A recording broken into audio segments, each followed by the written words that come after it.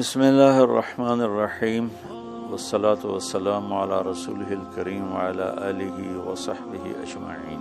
جو بھی بہن بھائی بچے بچیاں سن رہے ہیں سب کو میری طرف سے عید مبارک ہو۔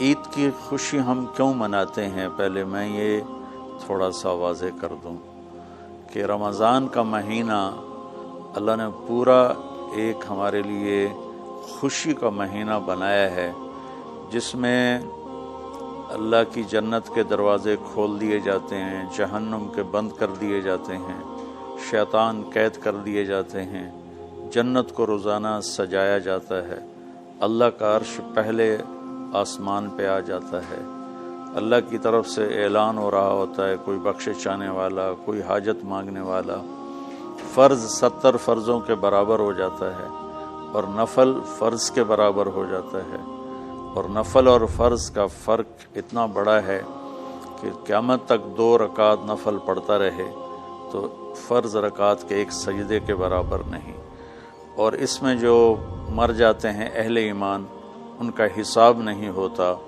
ان کو قبر میں منکر نکیر نہیں آتے، اللہ تعالیٰ ان کو معاف فرما دیتا ہے۔ اس طرح 29 دن رات یہ سلسلہ چلتا ہے، اور آخری رات پھر اللہ تعالیٰ اعلان فرماتے ہیں کہ میرے بندوں نے رات کو قیام کیا، یعنی تراویح کی نماز پڑھی، دن میں روزہ رکھا، تو میں نے اس پر ان سب کی بخشش فرما دی۔ تو اس خوشی میں پھر ہم سب مل کر اللہ کی بارگاہ میں شکرانے کے مل کر 2 نفل ادا کرتے ہیں اور اللہ کا شکر ادا کرتے ہیں کہ یا اللہ تیرا شکر ہے تو نے ہمارے گناہوں کو معاف فرمایا، جہنم کو ہم پہ حرام کیا، جنت کو ہم پہ واجب کیا۔ اصل تو عید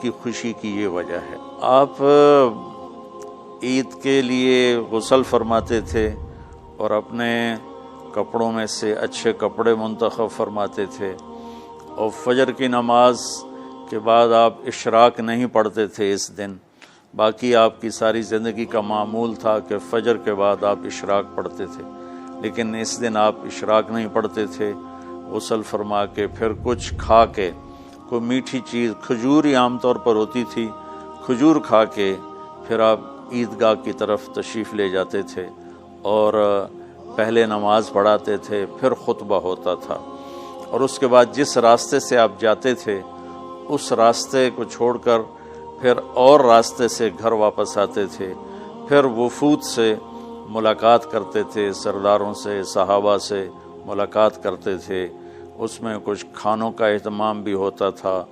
اس طرح ایک عام روٹین کی عید ہوتی تھی آپ کی، ملاقاتیں کرنا، کھانوں میں جانا اور اچھے کپڑے پہننا، سب کو خوشی سے ملنا، یہ عید الفطر پر آپ کا یہ معمول تھا۔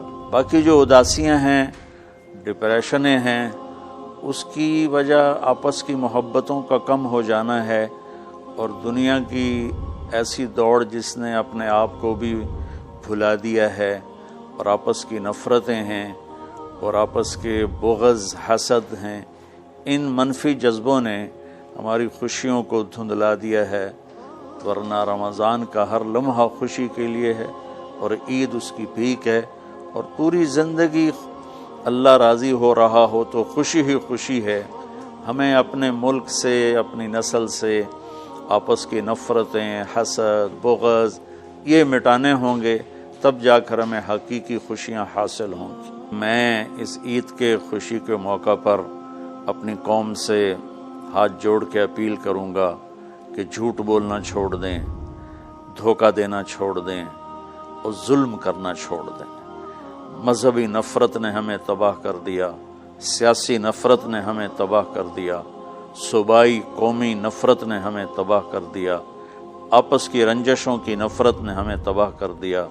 میں ساری قوم کے سامنے جھولی پھیلا کر چاروں صوبوں کے رہنے والوں سے اور ہر مکتب فکر سے متعلق اہل ایمان سے یہ درخواست کرتا ہوں کہ آئیں ہم سچائی کو اپنا ساتھی بنائیں اور دیانتداری سے اپنے آپ کو آراستہ کریں اور انصاف کا ساتھ دیں، نہ ظالم بنیں نہ ظالم کا ساتھ دیں۔ اسلام 2 چیزوں کا مجموعہ ہے، ایک اللہ کا حق ہے جو عبادات کی شکل میں ہے، اور ایک اللہ کے بندوں کا حق ہے جو اخلاقیات اور معاملات اور معاشرت کی شکل میں ہے۔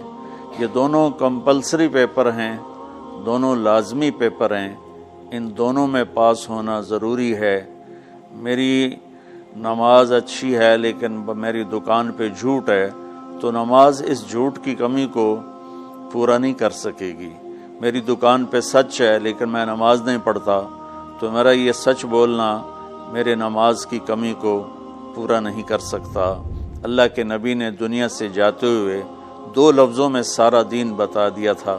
جب آپ کے جانے کا وقت قریب تھا تو آپ 2 لفظ دہرا رہے تھے، الصلاۃ وما ملکت ایمانکم، میری امت میرے بعد ایک نماز نہ چھوڑنا، اور ایک امت کے غریب مسکین لوگوں سے، نوکر غلاموں سے اچھا سلوک کرنا۔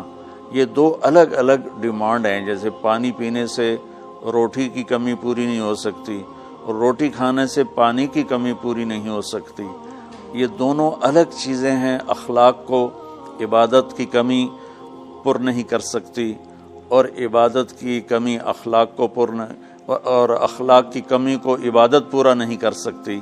ان دونوں چیزوں میں پاس ہونا ضروری ہے، تب جا کر ایک معتدل معاشرہ وجود میں آتا ہے۔ ایک حدیث سنا کے بات ختم کرتے ہیں۔ میرے نبی وضو فرما رہے تھے تو صحابہ آپ کے وضو کا پانی گرنے نہیں دے رہے تھے، نیچے سے لے کر کوئی پی رہا تھا، کوئی منہ پہ مل رہا تھا۔ تو آپ نے فرمایا ما یحملکم علی ھذا، یہ کیا کر رہے ہو؟ وہ کہنے لگے یا رسول اللہ، اللہ اس کے رسول کی محبت میں کر رہے ہیں۔ تو آپ نے فرمایا میں تمہیں بتاتا ہوں اللہ اس کے رسول سے محبت کرنے والا کون ہوتا ہے۔ فلیصدق الحدیث اذا حدث، اللہ رسول سے محبت کرنے والا وہ ہوتا ہے جو ہمیشہ سچ بولتا ہے۔ فلیؤد الامانۃ اذا تؤمن، جو ہمیشہ امانت داری سے کام لیتا ہے، کبھی دھوکہ فراڈ نہیں کرتا۔ فلیحسن جوار من جاورہ، اور جو ہمیشہ اپنے پڑوسیوں کے ساتھ اچھا سلوک کرتا ہے، پڑوسی اپنے ہوں، غیر ہوں، مسلم ہوں، نان مسلم ہوں، وہ ان کے ساتھ اچھا سلوک کرتا ہے۔ یہ 3 نشانیاں ہیں عشق رسول کی۔ یہ 3 باتیں میری قوم اپنا لے تو یہ اندھیرے اجالوں میں انشاءاللہ تبدیل ہو جائیں گی۔ دنیا کے لیے قانون ہے اللہ تعالیٰ کا کہ جس قوم میں انصاف، دیانتداری اور سچائی ہوگی انہیں اللہ عروج دے گا، وہ مسلم ہو یا نان مسلم ہو۔ اور جن ملکوں میں، قوموں میں بددیانتی ہوگی، ظلم ہوگا، جھوٹ ہوگا، وہ زوال کا شکار ہوں گی۔ ساری ویسٹرن دنیا تو لیڈ نہیں کر رہی، ہمارے جیسے ملک بھی ہیں جہاں یہ ساری چیزیں ہیں تو وہ ہماری طرح ہی ذلیل ہیں اور ہماری طرح ہی وہ خوار ہیں۔ چند ایک ملک ہیں جنہوں نے ان چیزوں کی رعایت کی ہے تو وہ اس وقت لیڈنگ رول میں ہیں، لیڈنگ ماڈل میں ہیں۔ تو دنیا کے لحاظ سے تو یہ قانون ہے کہ سچائی، دیانتداری اور انصاف قوموں کو اونچا لے جائے گا۔ آخرت میں اللہ تعالیٰ نے اعلان کیا ان اللہ لا یغفر ان یشرک بہ ویغفر ما دون ذلک لمن یشاء۔ آخرت میں کامیابی کا آخری فیصلہ ایمان پہ ہوگا کہ اللہ تعالیٰ کا فرمان ہے میں شرک معاف نہیں کروں گا، اس کے علاوہ میں جسے چاہوں معاف کر دوں۔ تو ہماری 52 کے قریب اسلامی ریاستیں ہیں، وہ سب بری طرح اس زوال کا شکار ہیں، جس کی بنیادی وجہ یہ 3 ہے جس کو میں بار بار آپ کے سامنے دہرا رہا ہوں۔ السلام علیکم۔